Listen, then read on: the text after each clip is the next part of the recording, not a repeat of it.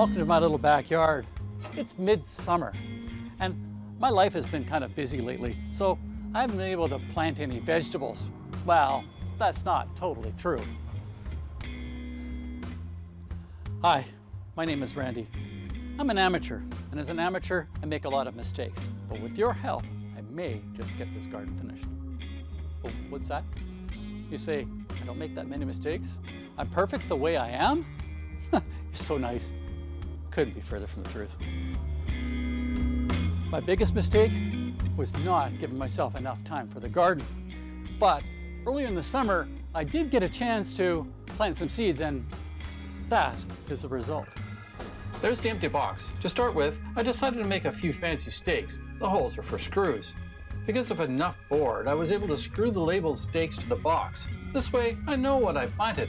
I'll leave them there for next year to remind me what I grew. I then tied yellow string and stretched it across. Of course, you can use any color, even your favorite. After doing this, it gave me a guide to trench and put the seeds in. You've done this before, nothing to it. As you know, the seed packets contain information about spacing, how deep to plant. Always good to read directions sometimes. Then just sow them into the ground. Carrots, lettuce, peas, and beans are easy to grow. They're all complementary with each other. Add a good watering and let the growing begin. As you can see, they thrived and they grew into what you see now.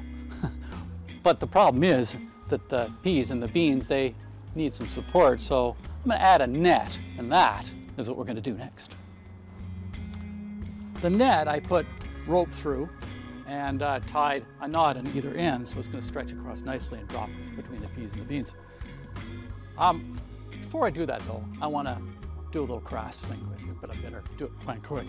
So what I did was I made a bunch of them, and they're pretty cool. But what I did was I printed this out in a computer, and I made some stakes. And all I need to do is take some glue that I already put in the grid here, and just put it on here like this real quick. It's really easy. And then you just have to take the label, put it right way, and you'll see it's really easy to put on, and then you just let it dry, and yeah. And then you take this and you put it over here on the Varathane. Oh no, put the Varathane on the label, and then it should be able to last a season. But okay, and you get the idea. Okay, off to the net. We've got to hang that up so that the peas and beans have somewhere to go. Putting the net up is simple, so I'm just going to speed this up for you. Okay, so the box is having headers. I just have to put up boards on either end, a few screw eyes to attach the string to, and now the nets go up a little at a time, and there you have it, a place for the vegetables to climb on. Don't you just love fast motion?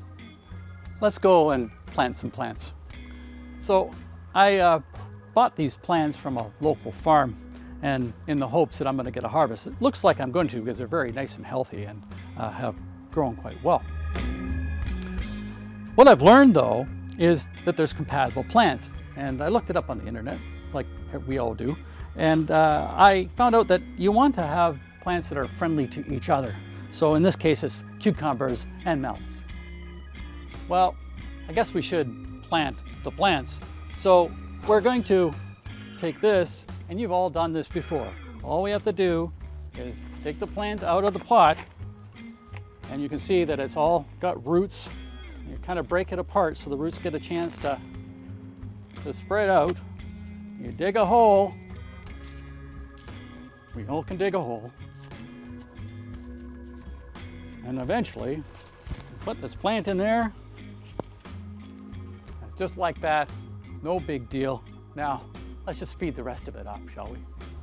I ended up with cucumber, squash, potatoes, cantaloupe together. Then I put potatoes and eggplants together because they like each other. Now it's just a waiting game until they grow up and give up the goods. This fennel caught my eye when I was picking the rest of the plants up. So I thought, well, I'll pick it up. I brought it home, but I found out that fennel doesn't like any other plants. It only likes fennel. Sort of the Oscar the Grouch of the garden world. So I don't know what I'm going to do with it. I can hardly wait to see what this looks like in a few weeks. I'm sure we're going to get a good harvest out of it. In the next episode, I want to update you on what's happening with my little backyard bees. That's it for now. Thanks for joining me. Until next time, I want to wish you good gardening and good health.